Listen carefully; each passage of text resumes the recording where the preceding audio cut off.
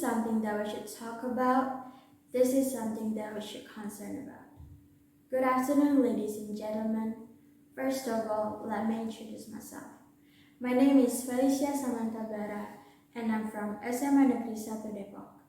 It is an incredible honor to be on this special occasion, to be standing here representative the generation of youth for captivating and advocate for healthcare, especially for endocrine and metabolic disease. So I'll give my best to deliver my speech regarding raising awareness and prevention of hypothyroid disease in urban areas. Hypothyroid is basically an underactive thyroid disease.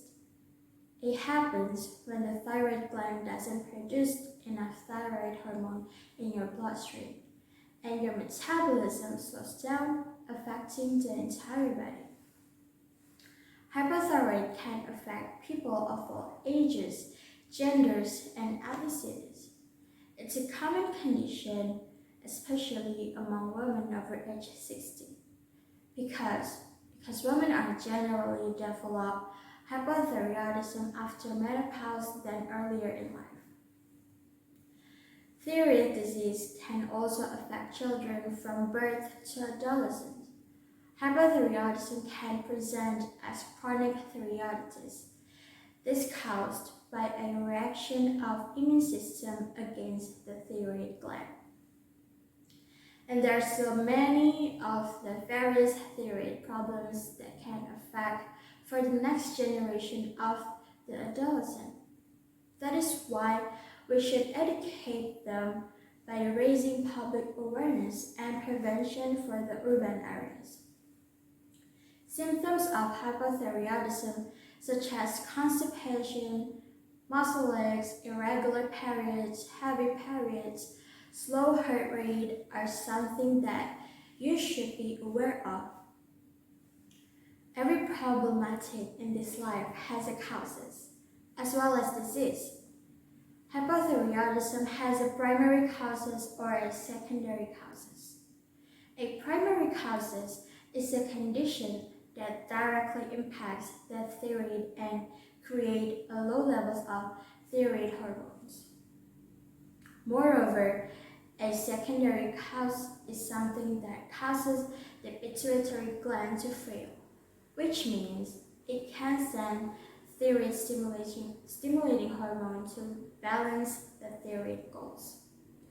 For hypothyroidism, primary causes are much more common in public. The example of these primary causes are thyroiditis or inflammation of the thyroid and an autoimmune condition known as Hashimoto's thyroiditis. From all of those causes, how do we prevent it? Well, actually, guaranteeing you will not get thyroid disease is not that sure, but instead, you can make choices that will reduce the risk of hypothyroidism. From the easiest one, stop smoking. The contents of cigarette smoke are toxins that can affect your thyroid, and this compound disrupts iodine uptake. It can block the production of your thyroid hormones. The second is on soy. Soy is a controversial food. You may have heard that eating too much soy can be bad for thyroid health, but the recent research suggests eating soy is generally safe, but probably best to do so in moderation. Evidence has constantly shown that soy can interfere with your body's absorption of levothyroxine. The third, keep potassium iodide on hand, or shortened as Ki. Potassium iodide is an over-the-counter supplement. Your thyroid needs iodine to function.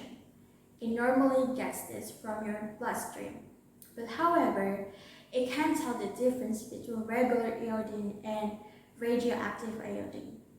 Radioactive iodine is the type that's released from nuclear plants or from radioactive material. During nuclear explosions, Taking KI with the first few hours of exposure to radioactive iodine can help protect your thyroid from the risk of thyroid cancer.